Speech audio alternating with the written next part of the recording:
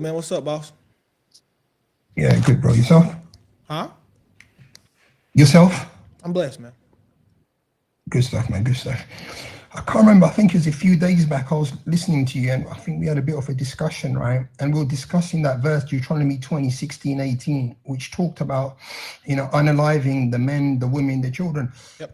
What I don't understand is this, right? You gave me the example of the Amalekites. You gave me the example of these people as well. Mm-hmm. And you said it's okay, to go and unalive the women, the children, etc., because the women are not innocent. Yep. But when you go to unalive, right, just because it was the Amalekites or anyone else, it doesn't mean that every single person is guilty of a crime, right? Even if you say there's a woman who's doing X, Y, Z, it doesn't mean every single woman is guilty of that crime. Right. So what about all the innocent people within that, what about all the innocent people that you are just slaying, right? The children, the babies, everyone else that you're getting rid of. Right. I don't understand. How can that be a command? How can God justify that, man? Right. From, the same way God justified the flood, right? So every single person may not have been in the deepest point of wickedness. The nation in general, at this point, the world in general was wicked. And so the world in general gets destroyed. Same thing I just told the last brother. If a nation is wicked and God sends judgment upon that nation, let's say, for example, it is a man or a woman who is not wicked within a nation, not righteous, but not wicked, somewhere in between. God will raise them up in judgment to deal with him himself. The death isn't the worst thing that can happen to him. You see death as the worst thing. God will deal with that on the back end. Same thing with the good example I give for the children is why take out the young boys? Because why this young boy is 2. I'll just be completely honest. I don't like to sugarcoat stuff. Some people say, oh, they really didn't do it. I think they did it. And I'll tell you why. And Renegade might can correct me and we'll see, right? The reason why, in my opinion, you look at just logic of it, when that little boy's 2, he has no sin. The little boy's done nothing. God can raise him up in the resurrection. God can teach him, show him whether you believe. He might go to heaven right then, whatever you believe, right? On this matter is disputed. But whenever he sees God, God can judge him as a 2-year-old. Let's say I take all them little boys back to my nation and they get 16, 17, 18, 19, 20, 22 years old. And they say, you know what? You killed my mother, my father, my sisters, my brothers, my animals. You took away my nation. So what I'm going to do, I'm going to rebel against you. I'm going to fight against God's people because I did not like what God's people did because I don't quite understand what God's people did because I was 2. And I don't know the wickedness my parents engaged in. What are they going to do? They're going to fight God's people and then they're going to be in sin. Best thing I do is send them on to God. God's judgment in your Quran says this, right? God's judgment, or it's a hadith, I forget. When God's judgment falls upon a nation, he judges the whole nation. And then he raises them back up in resurrection and deals with them himself. The judgment fell upon a nation. It is what it is. There's no way around it. Number 2, I want to say, before I let Renegade go, number 2, I want to say, we look this way now. In antiquity, like in America, there is multiple different religions in America right now, right? Christians in America, Jews in America, Muslims, Buddhists, skis. I mean, we all believe a plethora of different things, and that's most nations on the face of the earth, with very few exceptions. In this time, it is no internet, my man. There's no missionaries. The Amalekites believed in the god of Amalek, and they all practiced the religion of Amalek, and the religion of Amalek engaged in wickedness. So the vast majority of people engaged in wickedness because the vast majority of people believed in the same religion, had the same mindset. It wasn't like now you got the internet that can change your mind, right? This didn't exist. This was a people who was in lockstep together doing certain activities. Now, like I said, you could argue maybe 1 or 2. God put in the heart, and God will deal with them in the resurrection. That's okay. They'll be okay. If they were righteous, if they followed that natural law in which they had, they'll be dealt with correctly in the resurrection. No harm, no foul. I don't know if Renegade has okay, so the difference. So, all right, so I'll let him respond. The difference is, right, the example that you've given, okay, if God did, for example, what happened in the time of Noah, okay, that's God's judgment, right? He didn't allow us, right, to go and just start unaliving every single person somewhere, right? That is not justified, right? You can't justify that. It doesn't matter, right? They're not fighting. If they come to fight you, that's different. If they come to unalive you, that's different. But you can't just go unalive women and children and innocent men and old men. If they're not harming you, they're not doing anything. What's the difference between? No, I'm just asking you, right? You made a statement. I just want to correct you here. What's the difference between God using people and water? The big difference is when God does it, right? He sends it down on, with as regards to his punishment, whatever he does, he doesn't get mankind to go and become savages and animals, right? And start unaliving people. Because what happened now is the people that did, for example, to the native Indians, they use the same verses. They use the verses from the Canaanites, right? And say, look, the land was given to the Canaanites before, but the Canaanites were there before, but now look, Israelites were given it. So we can do the same thing to the native Indians. We can subdue them, right? Cain and Abel, we can unalive them even though they're defending their land, right? Even though they're defending something, but we can still go unalive them. They used all the verses from the Bible. That's what they did because they were given that. They haven't been given clear rules on what they can do, what So they let's can't do do. this. Like, Let's for do this. example, when you say Muslims, so just one last thing, bro. When you say Muslims, we told categorically in a hadith, right, that we're not allowed to harm innocent women and children. Right? We are only allowed to fight the enemy on the battlefield and only allowed to fight those who are fighting us. So that way we can't go and just start committing G-sides, right? That's not allowed. But that's incorrect, brother. Hold on, Wait, hold wait. on, Can hold I on, can I hold on, answer hold on, this hold on. question? No, no, give me 1 second, right? I want to let Renegade go. Go ahead, Renegade. Appreciate it. All right. So, man, this is a lot, right? There's a lot of things that need to be addressed, right? Like we have to first address like I'd say 3 or 4 things. One, we have to define and understand what kind of society Amalek was, which I think Nazarene was doing a great job as well. We can actually dive a little deeper. We also have to understand like the values that were transmitted. We have to understand the psychology that was revealed regarding their identity and their information. And we have to also understand like the divine justice and like what would account for in both time and in eternity, right? We have to walk down these like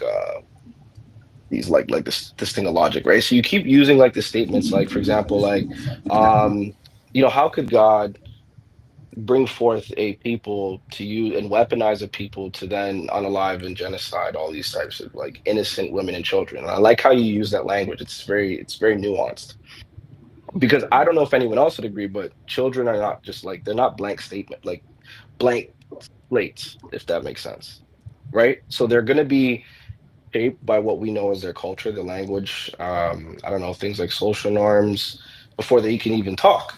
These are things that we classify as like behavioralism, right? So they absorb identity. They're going to inherit like moral vocabulary, emotional like bonds to certain worldviews based off of their caregivers. All of these things affect. So when you say a child is not capable of being somebody that could commit an atrocity, I want to ask you the question: do you believe that there are children today that have the ability to commit such acts of atrocity?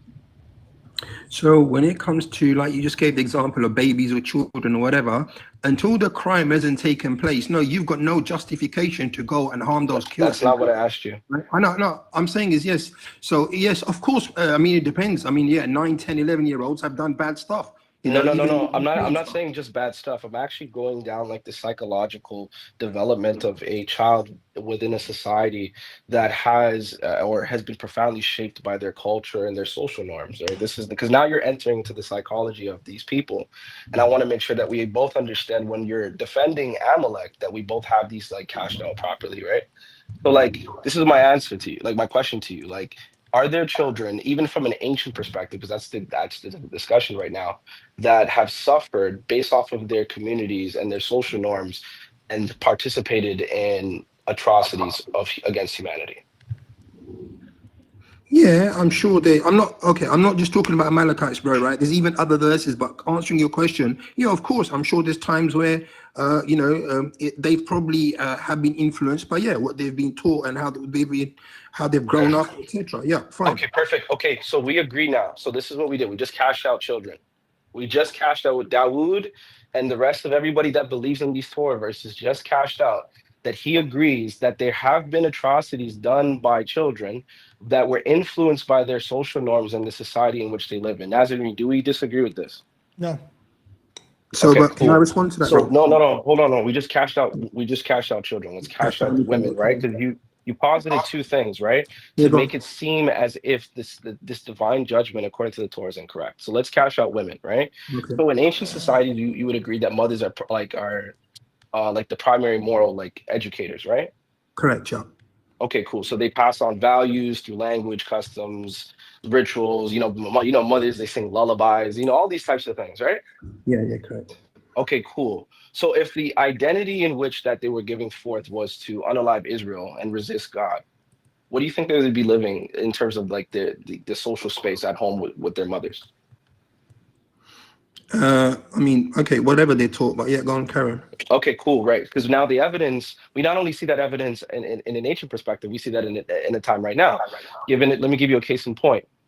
So you're probably for the Palestinian movement. I'm sure you know this, right? But and most people that have experienced and lived within the land of Judea, parts of Bethlehem, parts of Gaza, can attest to what I'm saying to be true.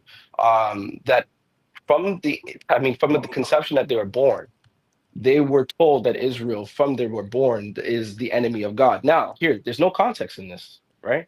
That they are Wait, the no, enemy of God. who's told that the enemy of God? The Yeah, so Muslims, any are. and no, not just Muslims. No, I want to be clear. This is anybody that acts or has hatred, but I'm using this like this particular region as an example to show you the types of like psychological warfare that these guys were imposing on their own children, right? To show you that this is not just ancient, but this is also modern too. This is something that we experience today, right? Okay, but Israelis doing the same thing, yeah, or not Oh even no, worse. no. So yeah, psychological warfare is not independent. It's not going to be just independent of defining the nation. It's going to be Right. universal. But Yeah, the case that I'm making is to show you, right, that sure. based off of Amalek, right, with the woman, Yeah. based off the fact that they shaped the future of the Amalekites, they preserved the ideology. They were integral a part of the survival regarding the threat to their society. They had a cultural identity which was solely to unalive anything that was tied to the divine people. Brother, Sure. if you're raising as a mother, right, which, like I said, I can give you case studies and evidence for, as well to support my arguments. If you're raising Mhm. your children in this environment and you're the sole arbiter, including, I mean, your household, right, that's advocating for these types of ideologies, what do you think, presumably, let's just speak like freely here. What do you think, presumably, this individual or these individuals would produce? What kinds of acts against humanity would this produce? Yeah, I mean, yes, they may be, yeah, they may not be nice. It depends what they teach them, right? And how they bring them up. But okay, so bro, look, I just want to say one thing, right? So first of all, when it comes to Amalek, bro, I'm not just talking about Amalek. There's other verses that also say unalive everyone, everything. But the other thing I want to say is this, right? What's going on in Palestine, for example, right? Obviously, I don't like what's going on, but just say I had an army, right? And I was to march into that place, right? I would not allow, and we would not allow the unaliving of women and children, no matter what they do and how they bring up their kids, until the point that they Yeah, come and fight us. We are yeah, not going to harm. No, Hold on let one him second. finish. yeah, Let but him One that finish. second, would Let sorry, him that, bro. finish. Let him Hold one finish. sec. Can I just finish? We're Let him not gonna. finish. Let him Wait, finish. thank you, bro. You I can appreciate re-request, that, man. bro. We got a one-on-one, guys. We got if they having a All right, conversation, bro. we'll So get about to look, hop in. it's not. Yes, we're not going to justify that. That you're not allowed to do that, man. So if even if we were to go in and we had an army, right, and we would fight. We would fight their men, right, and that was what would be justified. Any harming of people that are not fighting us, that would not be justified, right? And you can't just go and start taking out their kids because in 10 or 15 years' time they may grow up to hate the Muslims and come back for revenge. If they need to come back for revenge, then that's fine. They come back for revenge. Then you deal with them then. But up until that time, you can't just start doing that because there might be 2 million kids. What are you going to do? Unalive all of them? Out of the 2 million kids, maybe when they all grow up, 100,000 may come for you. Okay, that's fine. You have to deal with that. Perfect. Okay, cool. So what we did right earlier is that I provided examples that we both agree on. I think everyone here agrees on regarding the abilities of an individual or society to produce acts of evil against another set of people, right? Nazi Germany, let's go through that, right? At what age were they indoctrinated at? You know? They had a specific group, a faction that was because they had different factions within like the camp, right? I'll just use the H-man camp, sorry. Mhm. Um, what what age were they indoctrinated at? What age? Like the kids?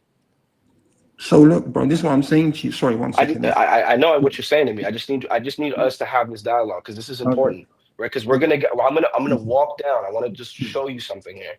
But what age as like were they indoctrinated at regarding this ideology? I Racial mean, superiority, obedience, and violence. I don't know, but if I was guessing, I'd probably say, yeah, maybe from the age of 4, 5, 6 onwards. You got it correct. Age 6. Age 6. They were taught racial superiority. They were taught to unalive the Jews, right? And actually, many of them ended up executing Jews that or people that were necessarily acting as informants by the time that they were age of 12 or 14. So they had what 12, 6 or 7 years of ideology implanted within their brain, and that by the time they reached 13 and 14, they were doing what they were taught to do. Okay. Now let's walk down the IS soldiers. Question for you: what age do you think that they were indoctrinated? The ISIS guys. Yeah, their children. Oh, Documented. the children of the ISIS guys. Correct. Hawadich. Yes. Yeah, I mean, look, if you're talking about their children, yeah, I mean, it depends. Yeah, if they're teaching them that whatever philosophy or whatever they want to teach them, yeah, maybe it's from the age of 4, 5, 6. Okay, perfect. You got it 100% right. And you know what they were involved in? Executions and suicide bombings. Who was the ISIS? Children, the children of the yes, of the ISIS, correct. Oh, Now, really? here's what you're I'm saying, not right? sure that's correct, but go on, Carol. Oh yeah, no, I can provide evidence. I could Okay. I could I don't think there'll 100% be provide many. evidence. I don't think there'll be many, but go on. Oh, it's not about many. It's the fact that there's an occurrence of it and the evidence proceeds to be true. So, like, this is what I'm saying. The evidence is that these children are not inherently born evil. I think we agree on this. I think this is what you're trying to get at. You're trying to say that they're not born evil. How could God, you weaponize Israel to then therefore adjudicate these people, right? That's what we're saying. But you forgot the nuance that they were actually engineered by their culture to carry out evil. Mm-hmm. Right. Yeah. So that window, so hold on. So that window to actually rehabilitate these kids becomes, it starts closing in. The older they get. I just gave you an example, right, regarding like the youth of the H-man, right? This particular group. By the age 12 or 14, they were already hunting down and unaliving and executing Jews. Indoctrinated from the ages 4 to 6. 4 to 6. They were doing that at the age of 6. 4 to 6. That's when they started indoctrinating them with this mantras. So that the Jews are the enemy, that they need to be unalived. And in fact, if they were acting as informants and they were quote unquote at the time, they would have been considered to be crypto Jews, right? When people were hiding, they weren't outwardly professing Judaism. They were saying, oh no, we're Christians, we're Catholic, all of these types of things, so that they weren't going to be persecuted. This has happened even in the Spanish Inquisition, right? For the simple fact that they sent out these little kids as advocates for evil. This is what I'm painting a case, right? So when you bring up Amalek, we have to dissect what was the psychological process of these individuals before we just say, hey, God said, Israel, I'm going to weaponize my own people, right? That I call my sacred people, right? That I bring to like repentance and all these things, these good things, and then I'm going to tell them to go out and just unalive people arbitrarily. This is a false notion. Every year that these children grow up in an indoctrinated society that have these types of mantras and ideologies that are against humanity, they're antithetical to humanity. You would agree, you would have to agree. We lose an opportunity every year that they get older in these societies to actually rehabilitate them. So it becomes a point that they're no longer going to be viewed just as children. They're viewed as people that need to be adjudicated, and that's just the facts. And God gave the Israelites the authority to adjudicate those particular women and children for that reason, for the fact that that window was now closed.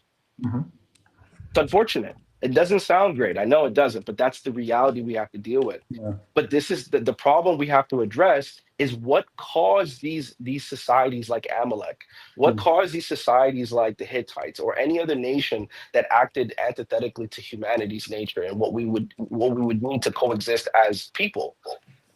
What did they believe? Yeah. Right? So this is what we're getting at. It's not an immoral act. It's not wrong. And I think you would agree that even from your corpus as a Muslim, for you to be in the land of, let's say, Mecca, that there is jurisprudence, that there are laws, and there are things, even if it's a child is committing to do something against the very thing of Islam, that there has to be some type of level of adjudication. Otherwise, you're going to have what we know as corruption of the land. And under no circumstances can there be any examples of rebellion, especially when we're claiming that this is a nation or a land of God. Go ahead. No, but look, right, when you talk about Mecca or whatever it is, I'm sure there have to be a certain age, where they're going to be, some punishment's going to be carried out, right? You're not just going to carry out punishment on a 3, 4, 5, 6, 7-year-old, right?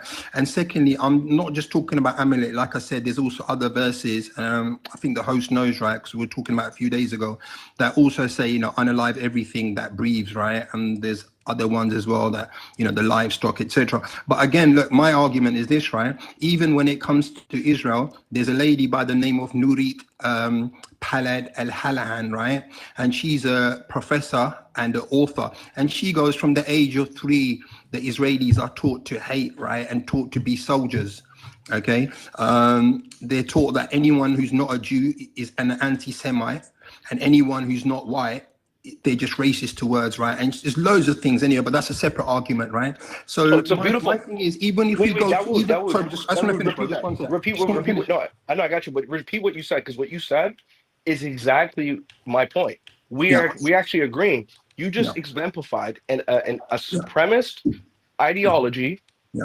at its conception, Mhm. right? At This the is what I'm. age of 3, right? So we're that's what we're identifying when we're looking at these Mhm. verses regarding Amalek. It's Yeah. exactly that. So go continue with that, but I thank you for that.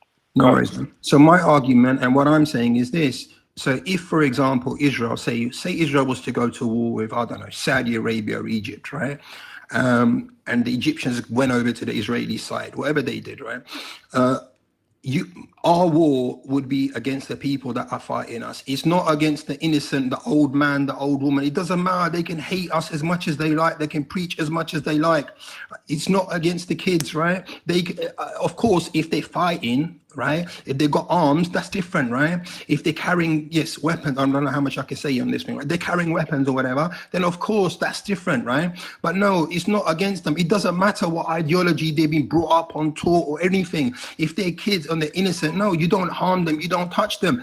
If later on in life they want to cause mayhem and cause chaos, and they want to come and try and unalive you, fine, then you have to deal with it then. Because before, you can't just go and punish them until the crime has taken place. You don't know if that guy is going to do that crime later on. He may be brought up as a white supremacist. He may be brought up as this, that.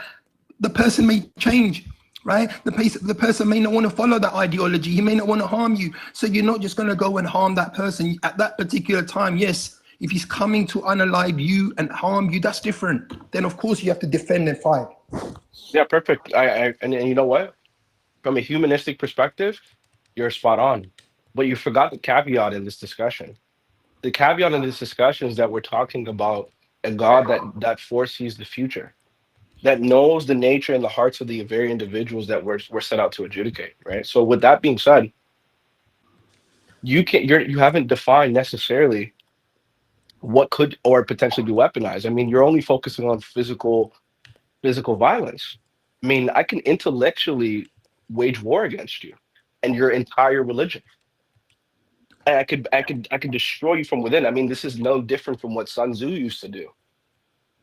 Sending spies, having those essential spies become a part of their nation, becoming high profile figures, whether it's a governor or a ruler of some sort, and collapse your entire society from within.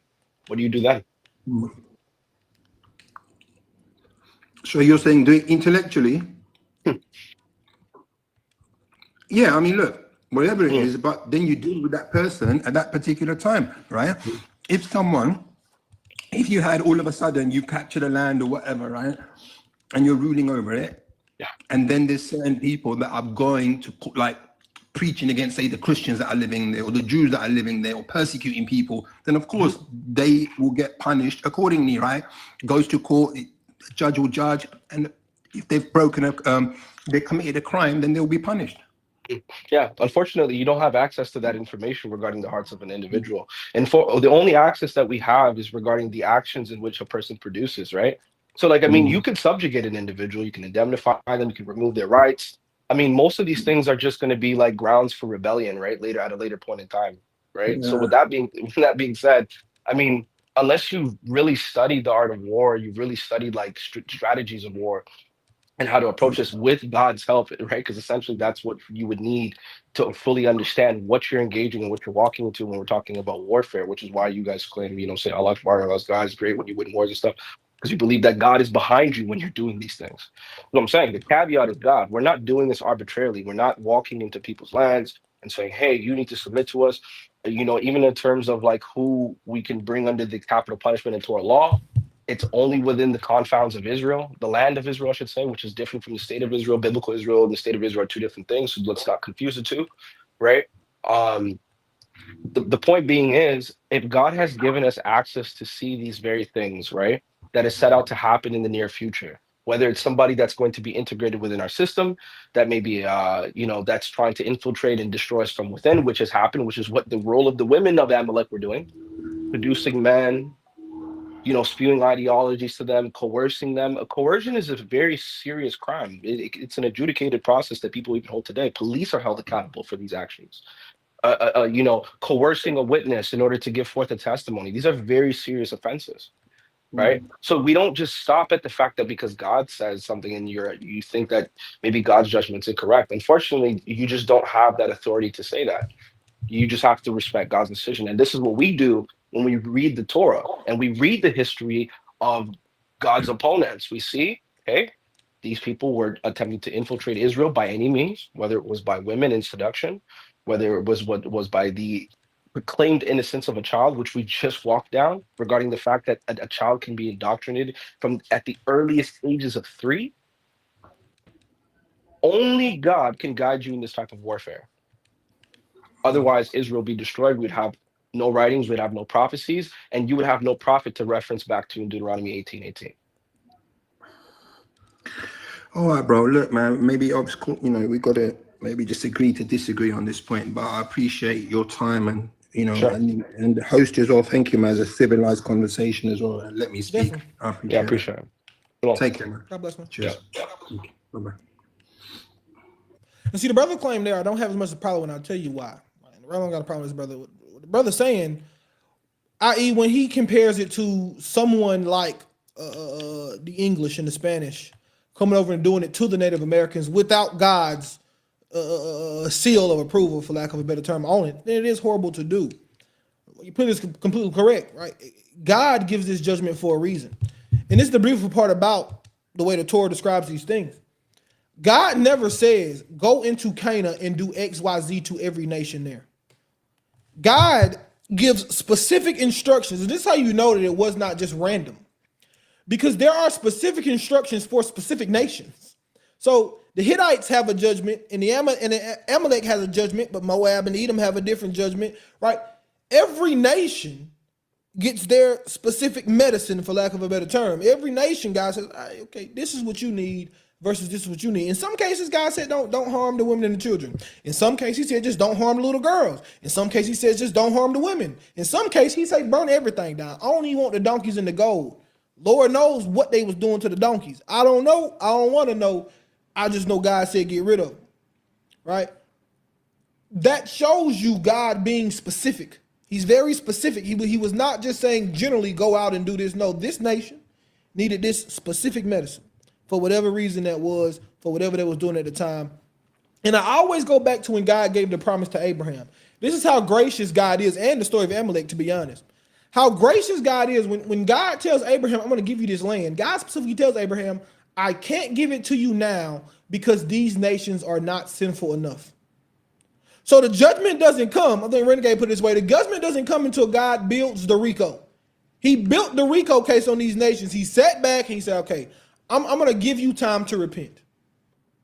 And remember, God has conversations with Balaam. Balaam hears the God of Abraham. The Pharaoh of Egypt at the time of Abraham, the king of Egypt at the time of Abraham, hears God. God tells him, well, you about to sleep with this woman who got a husband. That means God, to an extent, is speaking, saying, hey, y'all need to change. They say, hey, I don't want to do this. So God sits back and said, okay, cool, you don't want to do it, fine. I'm going to sit back. I'm going to see how bad you get. I'm going to see how far you go. And then once it reaches the level that I can no longer ignore, I will send the Israelites and I will judge. And he judges. What's the argument? Right. What's up, Matt? Shalom, shalom. Shalom, man. Man. Oh, but all right. I'm about to have to get ready to go to work, but I thought I'd stop by. Hop on for a second, for sure. Yeah, you see Nazarene, you start walking down like the psychology behind a lot of this, man, and you start realizing, like, even what you just said, like God's given us specific instructions, for a reason. Like he's letting us know, like he's giving us insight, like, yo, these guys over here, they're done. There's no rehabilitation for them. Like it's impossible to bring them back to where I'd like to bring them back. You can't. There's a statement like you ever heard a statement "too far gone"? Yeah, too far gone. Exactly. Yeah, Yeah, totally. For sure. yeah.